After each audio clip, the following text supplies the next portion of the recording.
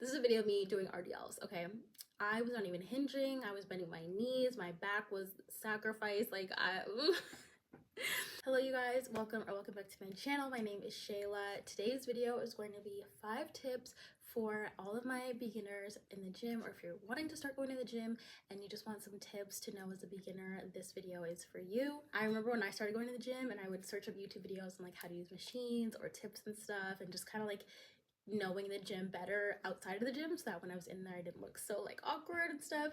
So here are some tips for you if you're kind of in that phase or you're just starting out in the gym and want some tips. So without further ado, let's get into it. Okay, my first tip is that literally no one cares what you do in the gym. As much as you think people might be like, what is she doing, or like judging you, or you know, just looking at you, literally nobody cares, I promise you. And if they are caring and they're judging or whatever, just ignore them, because clearly they are just, you know, they have to put someone else down to bring themselves up. But literally you can search up on TikTok like girls in the gym with like heels, and like nobody questions what they're doing. Nobody is like, you know, like it's literally nobody cares what you're doing in the gym. Like I promise you could be doing the most random exercise you found on Pinterest or TikTok or YouTube. Literally nobody's gonna say anything because nobody cares. Like literally nobody cares. If you want to film in the gym, nobody cares. I mean, some gyms are kind of like strict about that, but like typically nobody cares what you're doing. So don't stress if you're doing something and you don't know what you're doing. If you feel like you're just awkward, I'm telling you, nobody cares, okay? No, that's number one. Second tip for my beginners in the gym is to not be afraid to ask for help.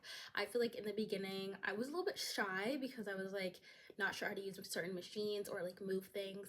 I think the first time I asked for help was like my first week in the gym, actually, was like how to move those little things on the squat rack that determine like where the bar goes. So I asked this girl for help and she was like super nice about it. She helped me.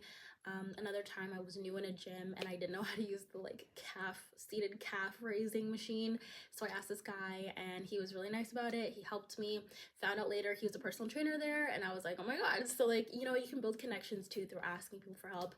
Also, if you want to like, you know, you're doing sets or you just want help and want to ask for a spot, do not be afraid. I promise you the gym community is so nice and people are definitely willing to help you in any stage of your fitness journey. Like if you're a beginner, people will be wanting to help you. If you're new to a gym, don't be afraid to ask for help. Don't be afraid to ask for where things are. Like I promise you people are nice, and if they're not, then you know, like it's 9 times out of 10, but most times people will be willing to help you if you have any questions or need any help with anything in the gym. The third tip for all my beginners in the gym is that going to the gym 3 to 5 times a week is way better than going to the gym every single day.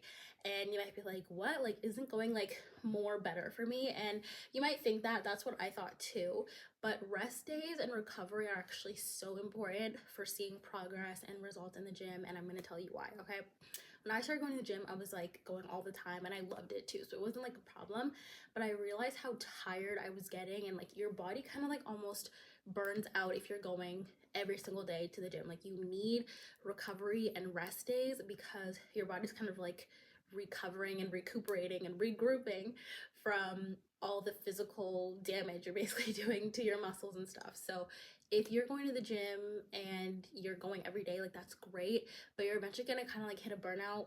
Possibly you're most likely gonna hit a burnout spot or like a plateau almost. So that's why having like a set schedule, depending on, you know, your own schedule, like if like maybe you have a busy schedule during the week, so you go like 3 times a week, you go like Monday, Wednesday, Sunday, and do like an upper body day, lower body day, and a full body day, for example. That is so much more sustainable than going every single day, because you have those days in between for your body to rest and recover and just get back on its feet essentially and recover from all that damage you're doing. For me personally, I love the gym, so I go 5 times a week, and it just works out with my schedule and also just my mental health and physical health. So I'll typically go on Monday, Tuesday, Wednesday, Thursday. I'll rest Friday, and then I'll go Saturday and do my full body day, and then I'll rest Sunday. So I have 2 rest days in there, which isn't technically ideal, but for me it works out, and I just think it works for me. And it's always like whatever works for your body. Like if you do a workout and you need like a day to rest in between, that's totally okay. I know some people like do a leg day and they're like, okay, like I need 2 days off of the gym to like until I go back, you know, and that's totally okay. Whatever works for you and your body is obviously the best route. So don't necessarily take what someone else is doing and apply that, and don't go to the gym every day. I mean, you can, but it's just not sustainable, and eventually you kind of will burn out or like hit a plateau with your body and just be like so tired because of all the physical, you know, endurance you're putting on your body. So yeah, the fourth tip for my beginners in the gym is that your diet dictates results. For the longest time, I kind of just ate whatever. I was going to the gym though, so I was like, okay, yeah, I'm going to the gym. I came home, I would have like a protein shake or do my meal prep, but I still realized that I wasn't eating enough, and that's why I wasn't seeing the results that I wanted. So the first step in this is kind of like figuring out your body weight. Depending on your goals, this is gonna differ on like what you should be eating. There's eating in a calorie surplus, which is typically like a bulk essentially, which is where you're eating more. And then you can go in a calorie deficit, which is where you're eating less calories to see more definition and your muscles more essentially. There's also eating at maintenance, which is like your maintenance calories, which is just like your normal amount of calories you eat in a day. And to figure all this out, you can use a TDEE calculator. I'll have one linked in the description if you want one, but it essentially tells you your weight. You give them like that information, and then they can tell you how much protein you should be eating, which is typically 1 gram of protein per pound of body weight. And then also other things like your calories, how much fat you should be having, your carbohydrates, like all that. And then depending on your goals too, you can input that and it'll tell you, okay, if you want to gain weight, for example, you should be having this much calories in a day. If you want to lose weight, you should be having this much calories in a day. So your diet really does affect your progress. And I just recently started seeing more progress in my body because I've been incorporating eating more protein, high protein diet, more whole foods instead of like fast foods or processed foods, and really just being more mindful of what I'm eating and what I'm putting into my body has made the biggest difference. So do not think that your diet does not affect your workouts. Honestly, I've seen so many posts, and like now I agree that working out is 20% exercising, being in the gym, moving your body, and 80% of your diet. Like your diet affects so much of your results, and you probably won't see the results you want until you start eating better and eating in a way that suits your goals. So yeah.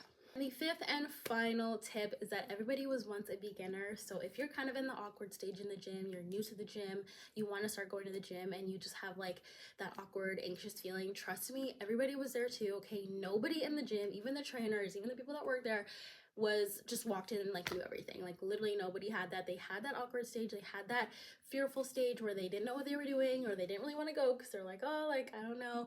You guys, if I could, maybe I'll put some videos in here of like me in the beginning. This is a video of me doing RDLs, okay? I was not even hinging, I was bending my knees, my back was sacrificed, like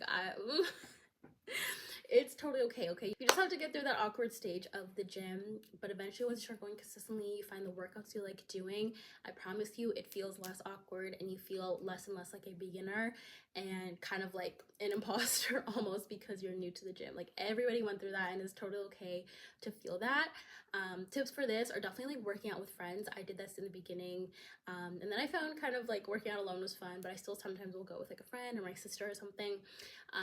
Taking classes too, or even working with a personal trainer, it's great because they can show you kind of around. Some gyms even have like little groups where they can take you around and like show you the machines in the gym, how to use them, so that when you go alone or you go with a friend or something, you already know how to use the machine and it's like less scary, which is really nice. So yeah. Everyone was once a beginner. Trust me, we all had that awkward stage, and you will get through it, okay? I promise. Just stick with it, okay? It gets better. All right, so those are all of my tips for my beginners in the gym. If this was helpful, be sure to give this video a thumbs up and subscribe down below for more content like this.